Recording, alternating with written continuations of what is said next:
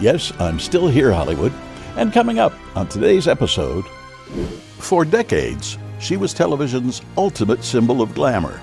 A woman who could command a room with a glance, a line, or a perfectly timed hair toss. But behind the shimmer was an actor who worked her way up from Texas stages to soaps and on to primetime power. Today, she's opening up about what it really took to stay beautiful, relevant, and real in an industry that worships all three. This is Still Here Hollywood. I'm Steve Kmetko. Join me with today's guest, actor Morgan Fairchild. Hi, Morgan. Hello, Steve. How are you? I'm fine. How are you? I'm okay. Thanks for joining us. Thank you. Are you going to do an insert of that picture you showed us me from the 80s? I'm very proud of that picture. I showed that to my mother, and she said, "Is that your girlfriend?" And you said, "Of course." Of course, I said, "Of course." Well, never mind. You grew up in Dallas. Yeah, right. And what were your earliest dreams before acting came into the picture? Oh, I wanted to be a doctor or a paleontologist. Really? Yeah. How come?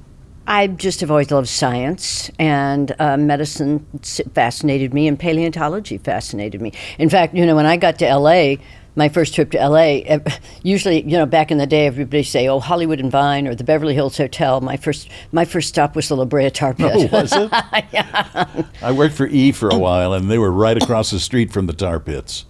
And I had learned about it too. When I was a kid, I loved playing with dinosaurs, little plastic dinosaurs. No, I love dinosaurs, but also paleoanthropology. So, that's always fascinating. What is that, paleoanthropology? Well, that's fossilized humans or pre-humans, It's anthropology as opposed to just dinosaurs. Study of man. Well, you have a lot of brains in there. Oh, I try to hide them under all the blonde hair. People have trouble finding them. What influence did growing up in Dallas have on the person you are today? Growing up, I loved growing up in Dallas. I have such great memories of childhood, chasing fireflies in the summer and going out, with my little butterfly net, roaming around. Back then when kids could roam and, nobody was worried if they didn't see you for 5 minutes. And so I have great memories of growing up in Dallas. And I love Dallas. I mean, I love Texas, and I love the Texas that I remember, and I love the Texas that I think embodies a lot of the frontier spirit that I remember from my childhood. Mm-hmm. If you don't want to answer this is fine, but do you remember the Kennedy assassination? I remember the Kennedy assassination very well. I was in school, and we were changing classes. Right. And my sister passed me in the hall and she said, "The president was shot." And I said, "That's not funny. Don't make a joke like that." Then we get to the class, and over the intercom, they said, "The president's been shot." I had friends who skipped class that day who were there. And I became friends with the photographer who took the famous picture of Oswald being shot, won a Pulitzer for it. And then Bob Schieffer from Face the Nation, an old friend, and he has stories about that. Have you ever heard his stories about it? Yeah, some of them. Yeah, about the day of the assassination. I was in 8th grade, 7th grade, something like that. But it was, I think if you didn't go through it, it really took a hold of me. And we were sent home from school. Oh, yeah, we were too. And I think young people now, they don't understand what it was like the 60s, because everybody that we thought were leaders, idealistic, got shot. And, they talk now about all this violence and right. people, but those of us who are older have lived through this before. And how scary it is, because I think we're around the same age. Growing up with Eisenhower as president, it's like your grandfather was president and he was going to be there forever. And then suddenly this beautiful young couple comes in, and it's like, oh, wow, when you're a little kid, oh my God, Eisenhower's not going to be here forever. It's not grandpa president. Suddenly it's this beautiful young couple with small children, and whatever you thought of their politics, they were certainly glamorous and educated, classy and educated. Did a lovely rose garden, beautiful. Yes, I know, beautiful update of the White House at the time. But to have a young couple that was so elegant that I remember when Jackie went to France and she spoke fluent French and the French just fell in love with her. To have an American that was so sophisticated and elegant, it was wonderful. And so, to be a kid and to think anybody would want to kill them, even if you didn't agree with them, killing somebody. And I feel the same way now. Even if you don't agree with them, you don't kill people. It was very disturbing, and of course, being from Dallas, everybody blamed Dallas. And I would say to people when they come to Dallas, oh, Dallas is horrible. I'd say, you don't blame Memphis for Martin Luther King. You don't blame L.A. for Bobby. Why do you blame Dallas for JFK? Because there's some crazy people everywhere. But I remember for a long time, people would come to town and they'd want to go see Dealey Plaza. So I'd put them in the car and take them down and, be driving through downtown Dallas, and there it is. Where? Tell us when we get there. No, this is it. No, but really when we get there, no, this is it. It's so little. I said, yes, it looks bigger in the photographs. It's really not a very big place, and that's the book depository right there. Right. It looks so much bigger on film, and it's like, no, it's pretty mundane, guys. I remember the first time I went, I had to go to Dealey Plaza. Yeah. That was at the top of my list of things to do. Yeah. Okay, let's move on. Okay. You landed early roles in Search for Tomorrow and the television show Dallas. How hard was it to get noticed back then? Well, it was very hard to get noticed in New York, because I'd been doing a lot of theater in Dallas. I had a career in Dallas. I was doing well. And I got divorced, and I had to decide if I was going to stay in Dallas, where I had family and friends, and I was doing very well, or take that big shot and try New York. And my sister was going to Juilliard, so I thought, well, I'll go up there and see if I can do anything. And, I kept taking theater jobs out of town, and then finally I thought, I've got to, if I'm going to say I'm a New York actor, I've got to stay in New York and try to find a job here. And it was one of those things. I couldn't get an agent. Nobody wanted me. Everybody said, oh, you don't have the right look. You're too glamorous. You're too pointy. You're too porcelain. We want real people. And at one point I said to one casting person, what do I have to do, break my nose to get an audition? Because you go and you would stand back in the open call day. You would sit there for 5 hours waiting for a 2-minute audition, and they'd take one look at me and say, oh, no, you're too glamorous, and throw you out, and not even let you audition. So being glamorous was a burden? Yeah, I couldn't get arrested. But one of the things I did when I was growing up in Dallas in the 60s, I did a lot of commercials and some modeling. Even though I'm too short to be a real model, I would do hand and makeup and hair and hand and foot modeling and stuff like that, petite lines and things. So I thought, well, I'll see if I can get some of that work here, to cover bills. So I went over to the Eileen Ford agency, and I'm sitting out there with my little portfolio, waiting, and this lovely, sophisticated-looking, elegant gentleman came walking through, and he came back out of his office, and he said, what are you doing? Who are you? What are you doing here? I said, I'm waiting to see Miss Ford. He says, oh, well, while you're waiting, come in here and talk to me. And I said, oh, okay. So I go in, it's Gene Barakat, and he told me that they were just starting, asked me, I told him I'm an actor, they were just starting their commercial division. And so he said, well, we've got a lot of beautiful girls here, but a lot of them can't talk.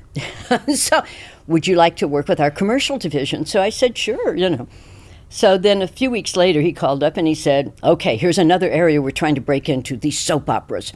And we've got a call, and it's an audition for a 3-part arc, 3 episodes. And so go over to that. And okay, great. So I go over to, and I don't get the part, But he said, they really liked you, but you're not right. Well, anyway, the next day they call back and say, we just hired somebody to be a new regular, and it's not working out. And so they give me suddenly a part on Search for Tomorrow. And I still have no acting agent, but I've got a part on Search for Tomorrow. And so who didn't think I was too awful for anything. And so that kind of got me going in television. And then I was shooting like Kojak when they were shooting. You'd try to find things that were shooting in town. And finally started doing a lot of commercials. That was hard to break into too, but finally started with that. But it's like every step of the way, you've been around this business a long time. Every step is a breakthrough. Sometimes people say, oh, what were your big breakthrough? Every little step forward is a big breakthrough at that moment. And you're so grateful for it. Well, don't take this the wrong way, but you can talk. Did you have any sense when you joined Dallas, for example, that it would turn into a cultural juggernaut? Oh, I don't think anybody had a sense on Dallas. When I shot my episode, it wasn't even on the air yet, and nothing had been that big. So, it was a total shock, I think, to everybody that it would take off the way it did. Thank you, God. Yes. Who gave you the best career advice early on?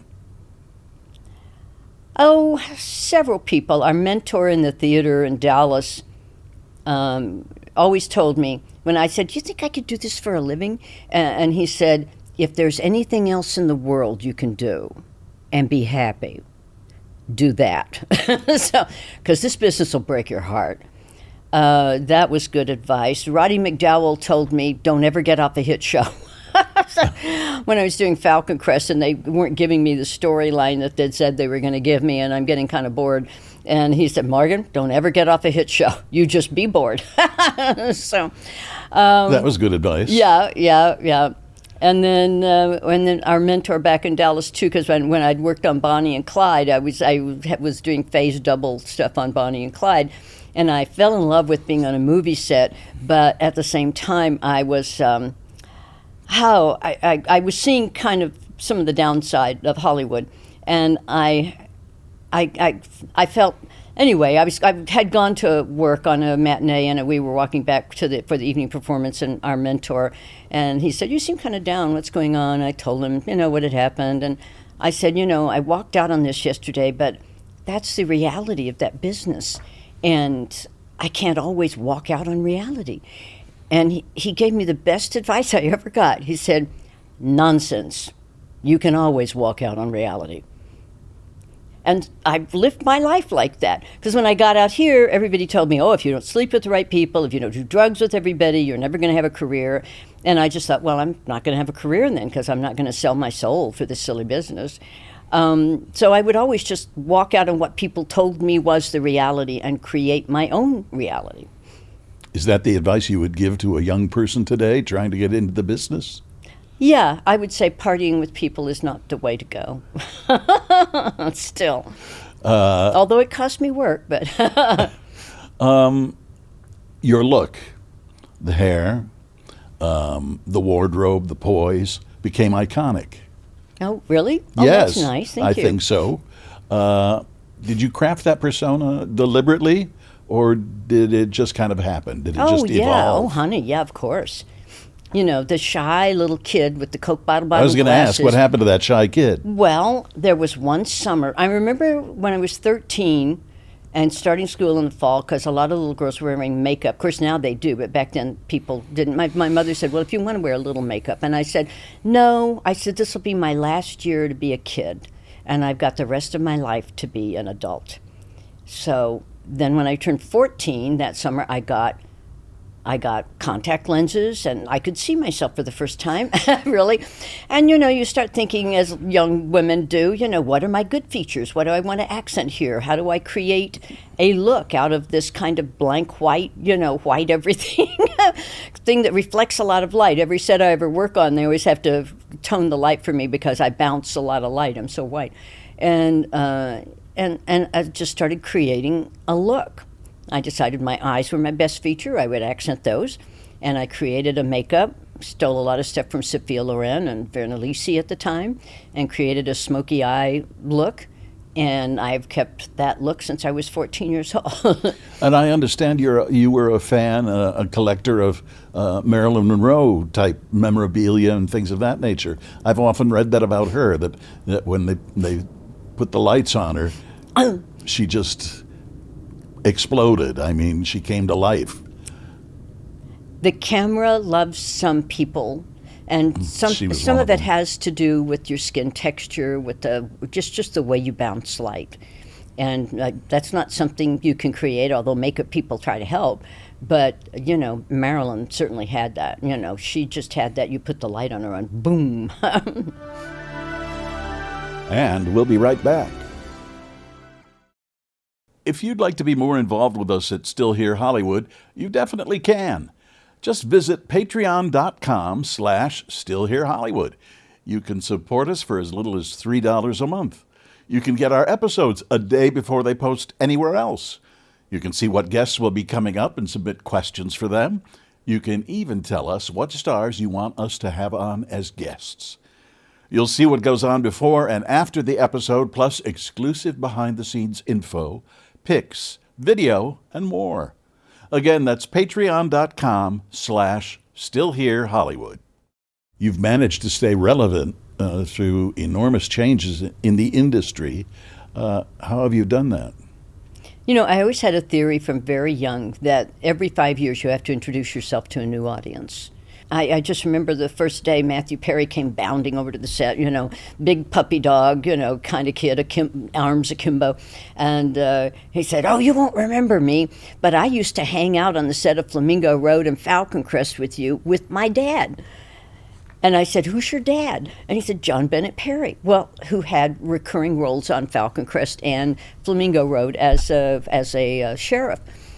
So I'm like, "You were that kid." I guess I am old enough to play this kid's mother. And, and it just, I always felt that familial kind of affection for Matthew. But again, it's one where people are saying, "Oh, don't take it, whatever." And I wanted to do it. I believed in it. How did his passing affect you? Oh, I was just devastated when he passed. Especially the way he passed. Everybody, I think, thought he was doing better. I hadn't seen him in a long time, but followed everything. I knew he had the book out. I knew he was talking about things, sponsoring other people, seemed to be doing really well. I was very happy for him that he'd gotten everything turned around. So it was kind of a shock when he passed away so suddenly and so tragically, because he was a nice guy. Nice guy, and brilliant comedian.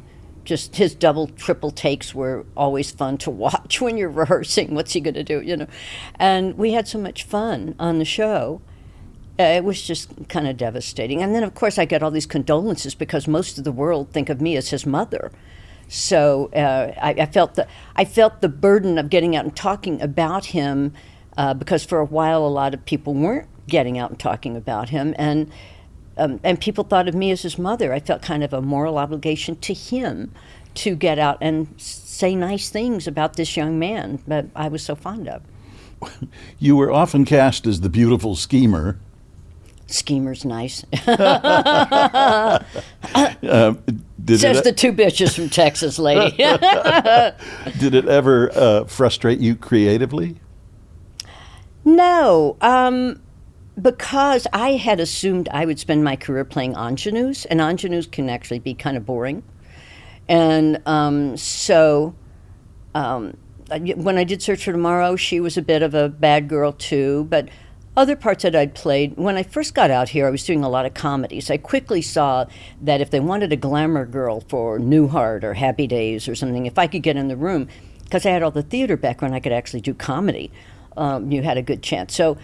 But then my first TV movie, I was going in to read for Chuck Freeze, and you remember Chuck, the king of TV movies in the 70s, and he was doing a kind of a TV movie ripoff of Carrie, which had come out the year before with Sissy Spacek and everything, big hit, telekinesis, and horror movie hit. And Betty Buckley, also from Texas. Yes, yeah.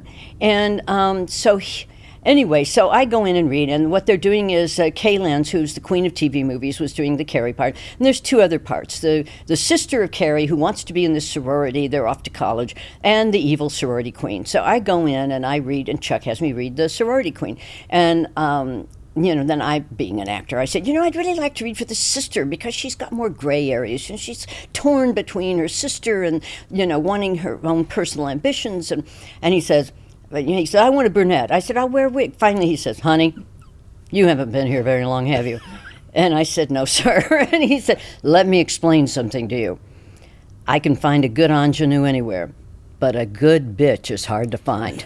Yeah, and he says, and if the bad guy doesn't work, the whole movie doesn't work. You think of Shane without Jack Palance, he goes down a whole list of movies where the bad guy made it's a critical point.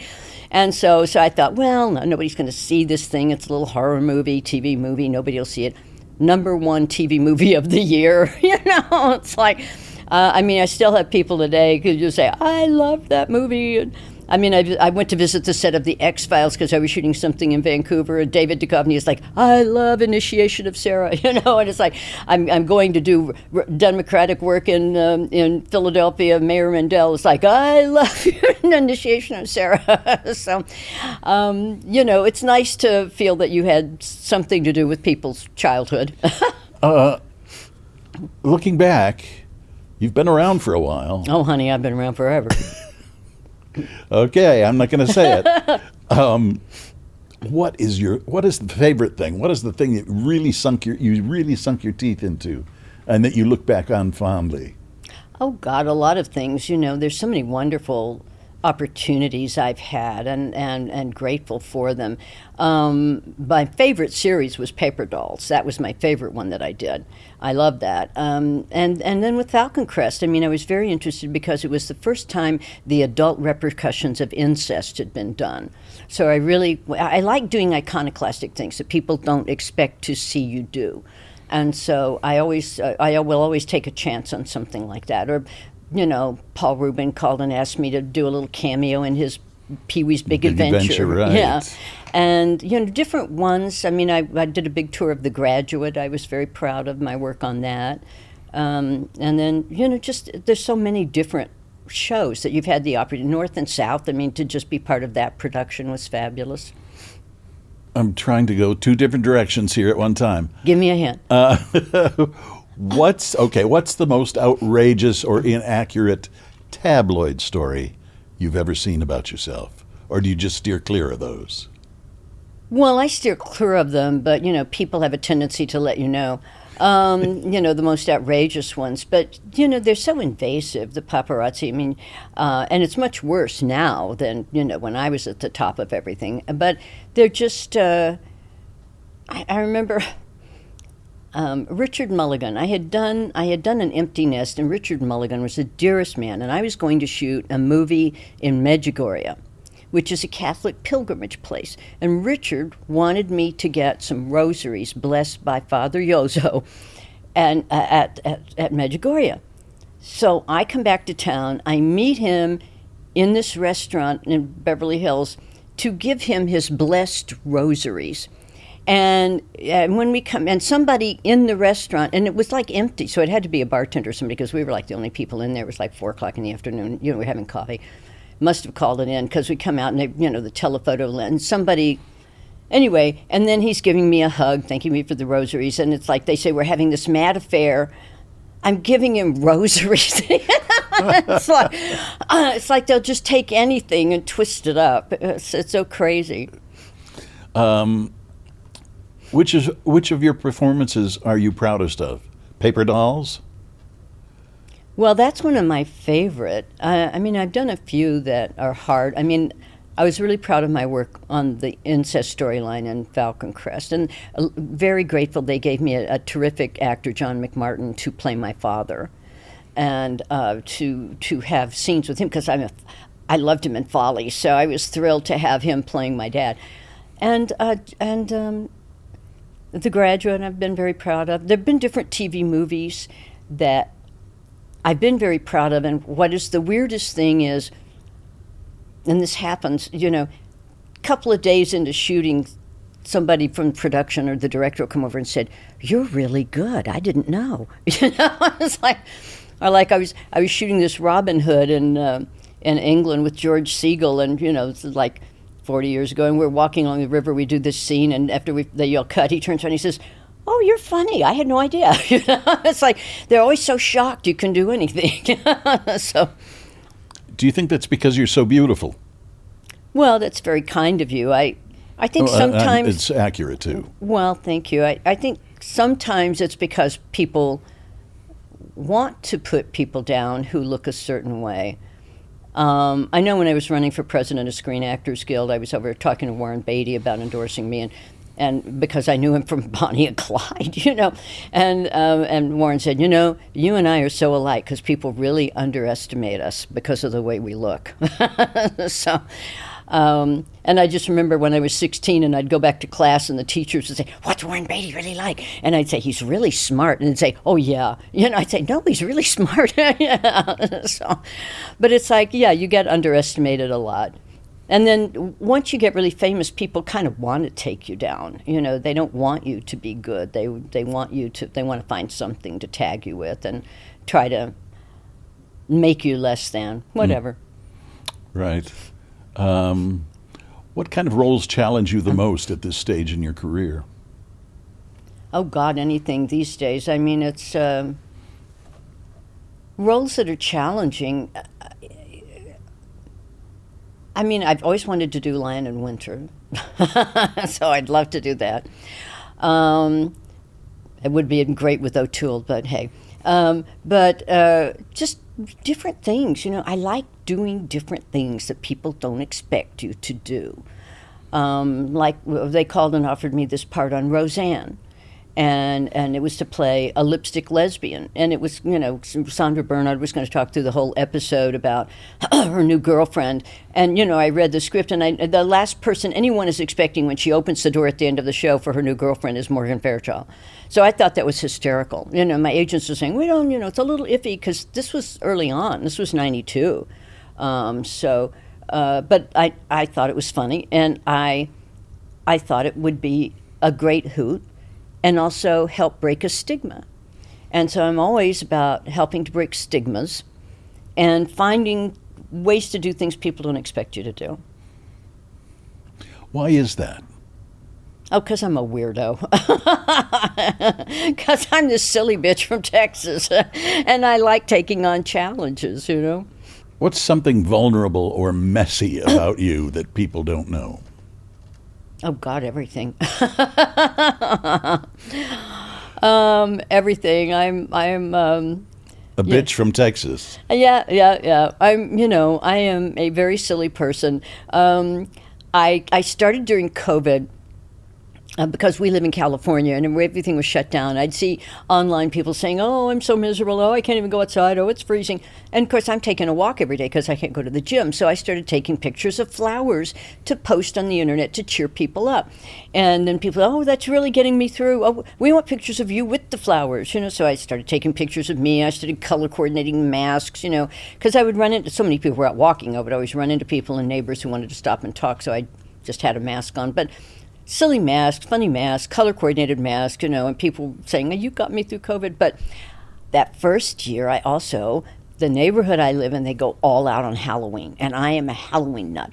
So I would go out at night and go up and down the streets and take pictures and videos of all the displays and the monsters. And one by one, as the monsters would come out in the daytime when I'm out walking, I'd take a picture with the monster and do stuff with it and stuff.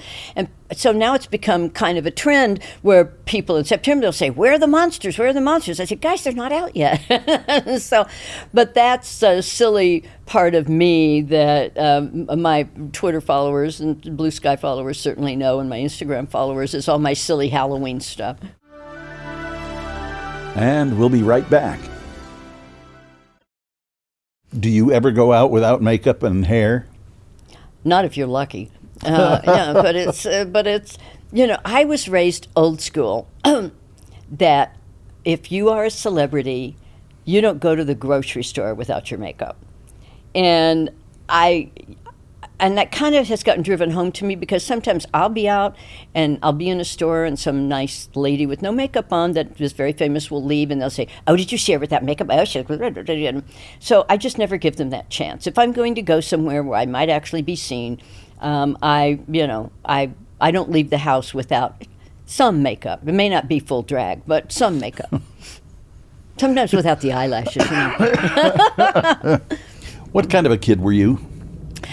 I was like the most boring kid you've ever seen. I was a little fat, pudgy kid with white hair and white eyelashes and big, thick Coke bottle bottom glasses, and very, very, very shy, and but smart. Always in advanced placement, and so that's how I got started in the theater. Was basically because I had one teacher in my 5th grade class who wouldn't let me do a written book report.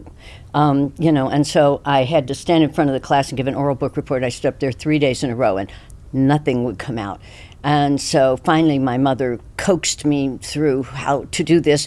But then coming from a family of debaters, and her brother was a lawyer, later a judge, it's like no kid of mine is not going to be able to stand up and say something. So she enrolled us in drama classes, my sister and me. And my sister loved it. And indeed, she's the one with a Juilliard degree. But I would throw up every Saturday before we went. And then one Saturday, my mother woke up and she was reading the paper and, girls, so we come running in. The Junior Players Guild is having auditions today.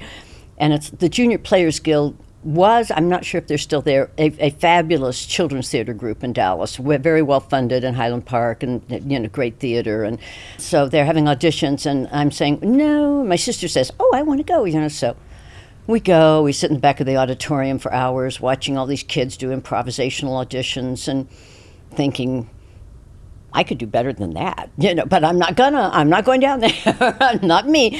And finally my sister says, I want to audition. So she goes down, and I knew if I didn't go audition that I'd be screamed at all the way home by my mother. So I always say I have a career today because my fear of the stage was second only to my fear of my mother. But then, and this is the difference that an adult can make in a kid's life, because that nice director gave my sister and me both little parts. Nothing fancy, but little parts. And I was so shy. If I hadn't gotten something on that first audition, I don't know if I would have ever had the nerve to try again.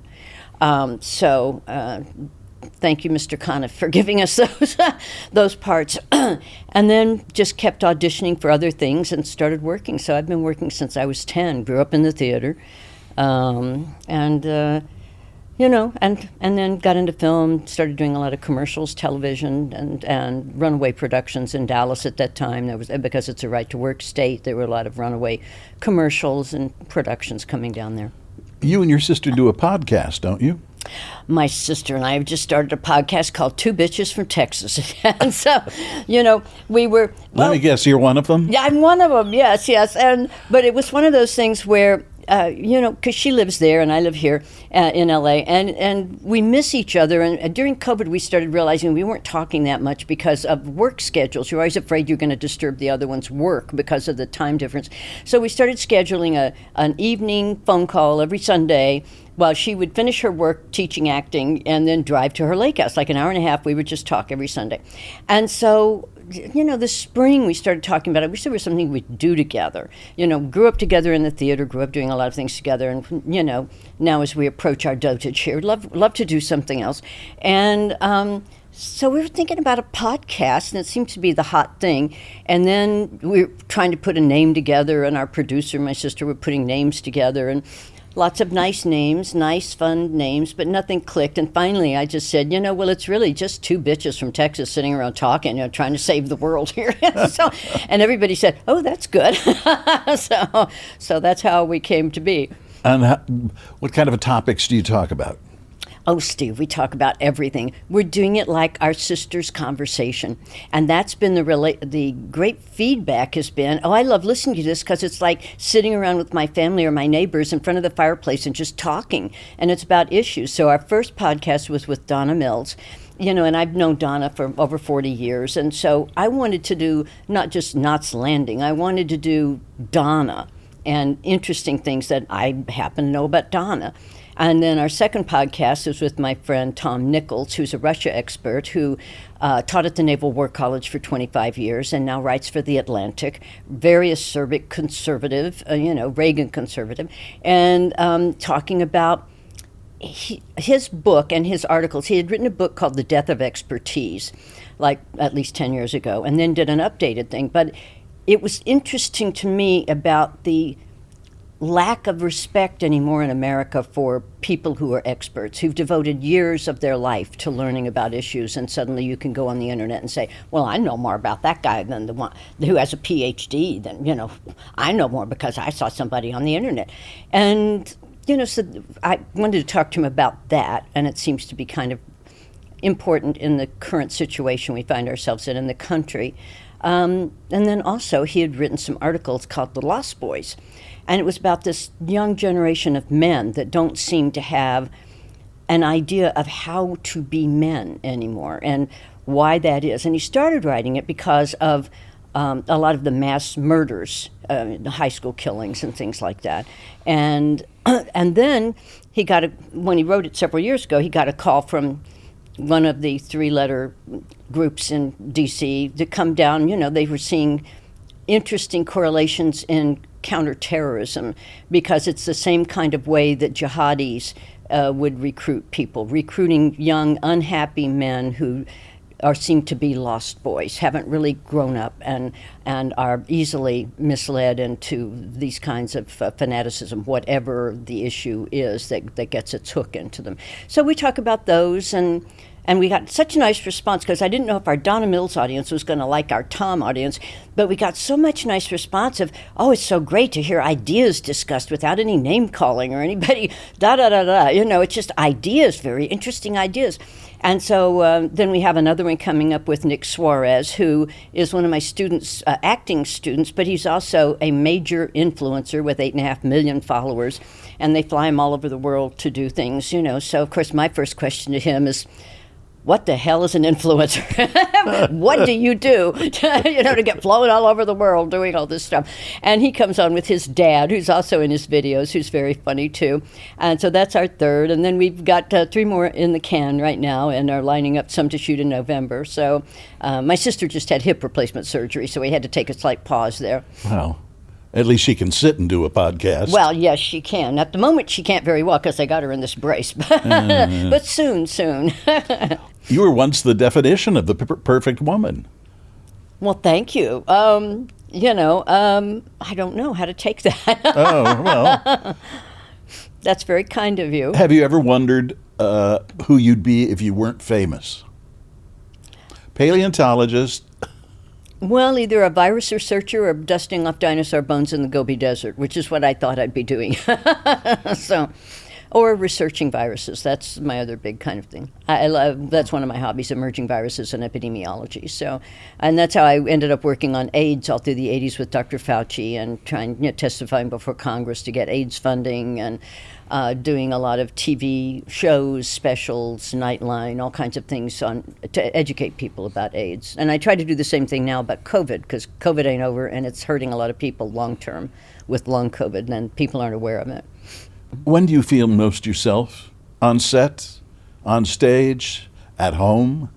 Well, at home, I'm just the schlub who feeds 3 cats. That's all they care about. You're a cat lady? Yes, that's all they care about is the food and the pets. And other than that, you're just a schlub. So, that's most at home. Has there ever been a time in your career when you thought, it's over? Oh, God, a lot of times. Really? Yeah. I mean, well, especially... Because you seem like a constant in our lives. Well, that's nice to hear. I'm hoping with the podcast I will be a constant in your life. But it's, I starting out, you always wonder if there's going to be another job every time, in the theater you have a run of a show and it goes down and then you don't know what the next thing's going to be. With TV, you think you've got a hit show and it gets canceled from under you. And suddenly and unceremoniously. A lot of times you wonder if you're ever going to work again. What's your philosophy now for choosing projects? Do you have one? Yeah, again, it's, whatever is interesting. I have such eclectic interests. First of all, I wish somebody would cast me as a paleontologist or a doctor, which they never do. I come from a family with lawyers and an uncle who was a judge, a cousin who prosecuted for the Justice Department. They never think of me for lawyers. And I would love to do those kinds of things, And I can be an evil bitch as a lawyer, I don't have to get totally away from typecasting. Have you ever felt underestimated because of your beauty? Well, I felt underestimated a lot of times. Like I said, you'll be 2 or 3 days into a shoot and somebody comes over and usually the director or producer and says, "Oh, you're really good. I had no idea." It's like, surprise, why did you hire me? So, yeah. But, it's always doing the fun, the things that they don't expect. It's like when I first came out here, one of my early jobs was Happy Days, playing Fonzie's new girlfriend on Happy Days. How much better can it get for a girl in 1977? Fonzie's girlfriend. And so, and that cast, they were so great, so nice. And so whenever I was on the Paramount lot, I would go over and hang out and say hi, And so one day I was over there and Henry says, "Do you have to go anywhere?" And I said, "No, why?" And he said, "Stay and watch our guest star this week work. He's amazing." I said, "Great." So I stayed all afternoon just so I could tell this guy he's a genius.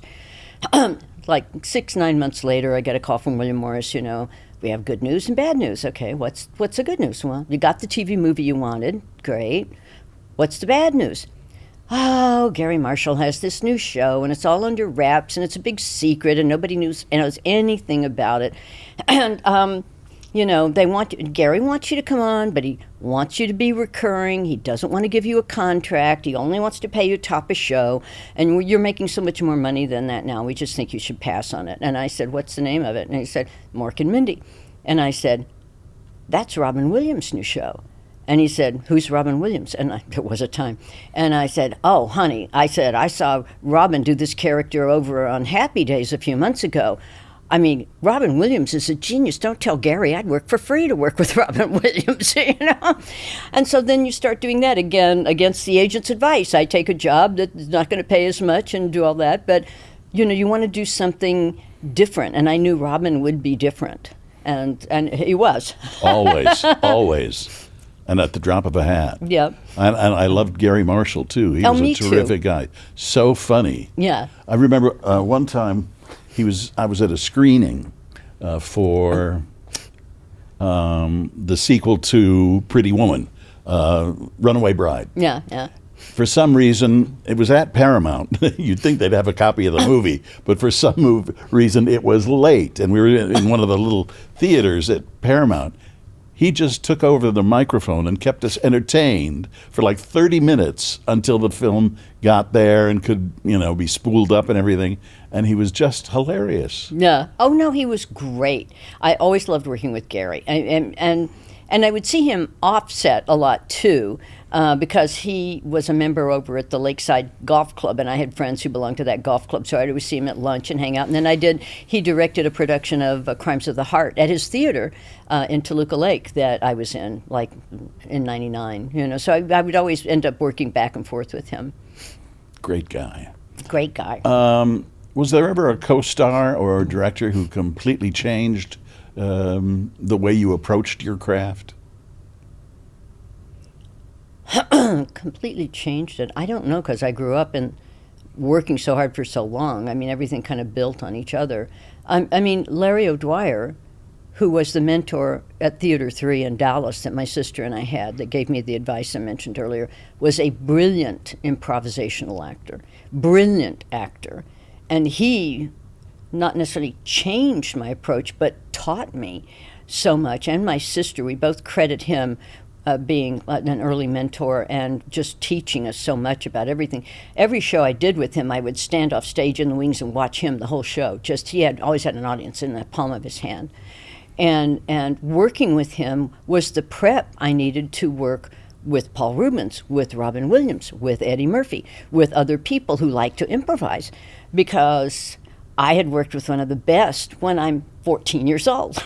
When you're a sponge. Yeah, yeah. So you just, it's like the first day on Mork and Mindy, the show wasn't on the air yet. I'd gone to see the taping of the episode before mine so I could see what the character relationships. I know what Robin's character was going to be because I'd already seen it, but the character relationships and then the day I come in, we do a table read. Everybody reads the show. It's very funny. We get them to start rehearsing, and I quickly saw that what happens is you'd start with the script, and then Robin just goes.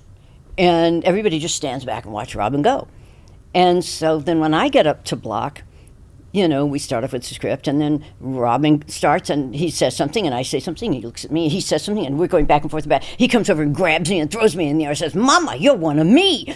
And, so we would improvise a lot. So a lot of that first year stuff, when the little editions of, Best of Mork and Mindy and stuff, we improvised on the set because we had great fun.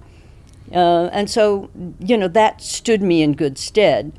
And, when you work with really good people, you do pick up on other things. I've been very fortunate in my life to get to work with so many wonderful people I grew up watching. Betty Davis, Natalie Wood, Roddy McDowall, Vincent Price, just so many different, Jane Wyman, Cesar Romero. My first day on Falcon Crest, I said, "So Cesar, what was it like working with Dietrich and Devil is a Woman in 33? He starts telling me old Hollywood stories, But, just getting to work with people who are really good, who talk to you and work with you. And that's always the fun part. For me, in theater, rehearsal is always the fun part because that's when you're being silly and creative and can come up with good stuff. And then being on a set, if you're working with good people who really give you something back, you always learn something. You always pick up something new because you're a sponge. Was it Van Gogh about whom they made a movie called Lust for Life? Oh, yes. If they made a movie about you, it could be Zest for Life. That's the impression I'm getting. You really enjoy what you do and who you are. Well, it's been a long road from that shy, quiet kid to somebody being confident. And I always remember what my mother told me. She said, "Hold your head up high, throw your shoulders back, and smile like an angel, and you will own the room." And, and that's basically fake it till you make it. Right. It's like, I remember one audition I had when I first got out here, and I went in and auditioned, and when I was leaving, they said, "Well, you got the part." Back in those days, they could do that. And the guy, one of the guys I'd been auditioning for, he says, "When you came in here, you seemed so confident that I just really didn't want to give you this part, but you were really good. So we're giving it to you."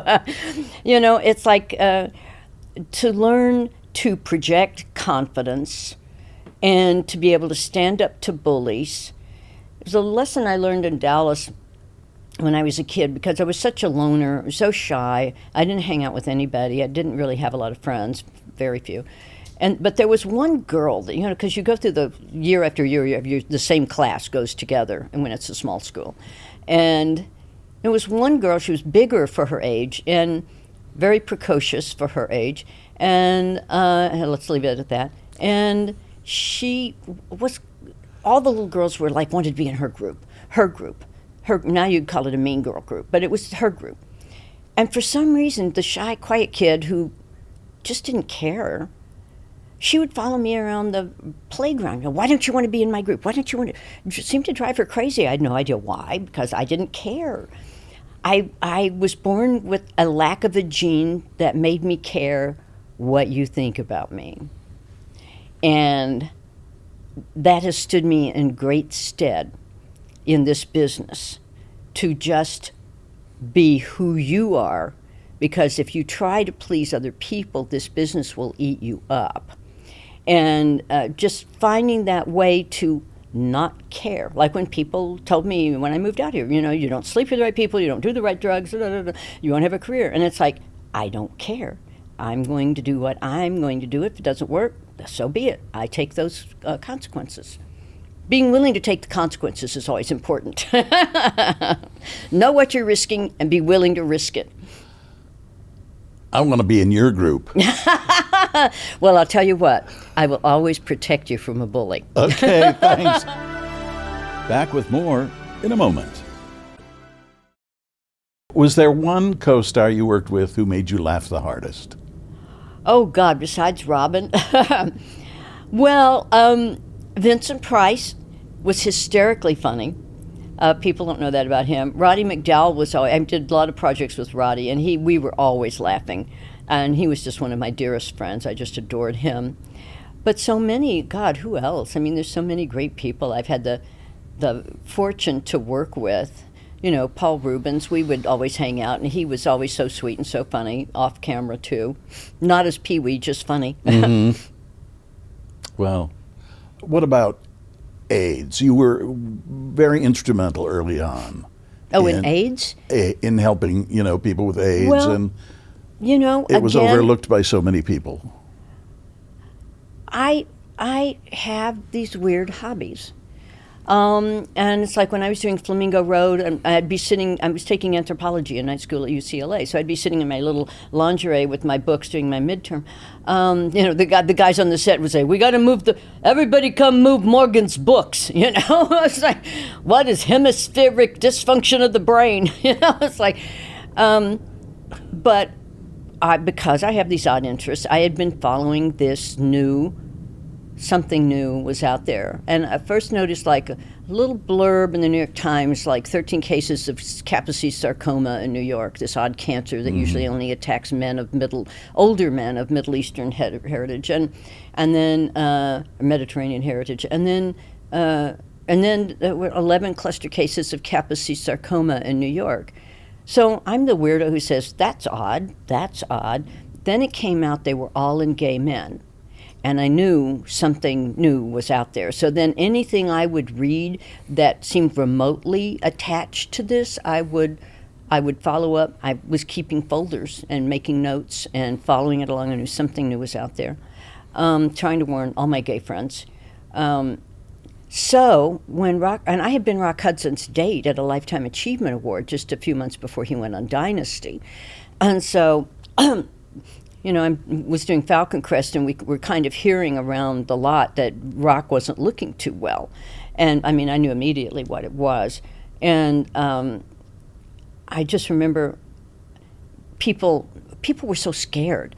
Young people now who didn't live through that, they don't know how scary it was. They have some idea because of COVID, of living through COVID, but the people nowadays seem to quickly forget. But that was years of people being terrified of something and wanting to vilify a segment of society for unfounded reasons. And so I felt it was a moral calling to have to talk about it, because I knew I was the only famous face that could have go on Nightline and explain what a retrovirus is and how it works or doesn't, how you are and aren't going to get it, and educate people. And I knew it would cost me work, and it did, to be controversial. And but I felt it was so important. And at that time, I knew I was the only celebrity that could do it, because I'm the only one with the weird hobbies and actually had the knowledge to talk about it.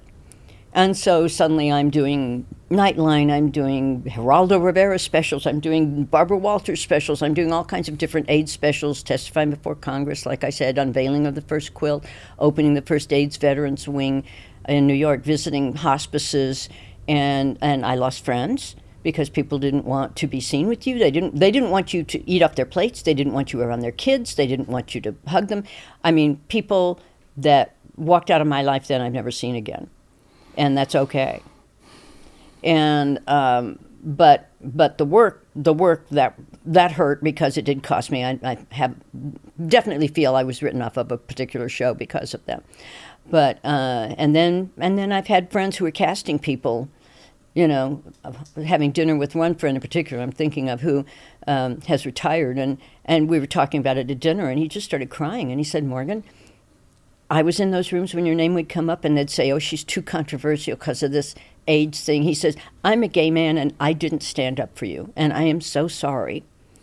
And but I felt it was my moral duty to kind of take the punches for everybody and make it okay to talk about it, and also to try to educate people. I just remember one of my friends was a publisher of one of the West Coast version of one of the tabloid magazines, not the Inquirer, but one of the better ones. And he called me up and said, we want to do a story on Hollywood fights AIDS. Would you do a picture with a big group of celebrities? I said, sure. And he called me back a couple of weeks later and he said, thank you so much. And I said, for what? And he said, everyone said no, including people who are well known now for, AIDS work. Everyone said no until you said yes. And then you made it safe for everybody else to say yes. And I felt like that was a lot of what I needed to do morally. These days everybody talks about Christian values and Christian this, that, and the other. But standing up for your fellow man, trying to get a disease treated as just a disease, defending my gay friends. Because, I grew up in the theater. My friends were always he, she, and other, to see one segment of society stigmatized that way, that I felt I had a moral obligation to defend people and to get money for research and to get it treated as just a disease, which is what it is. And, and I knew it would cost me. I didn't know at that time it would cost me quite what it did, but I knew it would cost me. But again, you make decisions and then you have to be willing to take the consequences. So if you're willing to take the consequences, it's easy to do what's right. So, what show were you cast off of? I don't want to say. Okay, I understand that completely. I can remember how frightening it was to go. You'd go get your AIDS test, and then you couldn't get the results right away. You had to wait a week and call then. And making that phone call would be like, oh hell, yeah. I'm going to do this. And working in a newsroom for all those years, it was such a hot topic. Well, the fear. People were terrified. Right. People were terrified. Okay, one last question. Okay. If you could go back and whisper something to your 20-year-old self, just starting out, of course you started much earlier because you're brighter than everybody. What would you whisper in that person's ear, in your old or in your younger self's ear? Probably what I would always say to myself back then, and my sister always teases me about this, because I would get really depressed, and I would visualize myself in a field at night in the dark with trees around the edge of the field and all the stars and a bright moon. And like an umbilical cord almost, a shaft coming down from the moon and bathing me in silver light. And I would say, in the universal scheme of things, this does not matter. And it kind of puts everything in perspective. And just tell yourself, it gets better. It's like that famous quote, what about life? Yeah, well, it goes on. What's the most important thing in life? It goes on. With or without you. Yes. But that somehow you will get through this and it will get better. This is not forever. Thank you, Morgan. God, you're a doll. Oh, well, thank you, Steve. in every which way. I really had a good time. Oh, well, thank you. Well, me too. Thank you. And good luck with your podcast. Oh, thank you. Well, send me that picture. I'm going to get that picture. You already have thank it. We'll take another one now, and they could go side by side. Okay. Still Here Hollywood is a production of the Still Here Network. All things technical run by Justin Zangerly. Theme music by Brian Sanashin. And executive producer is Jim Lichtenstein.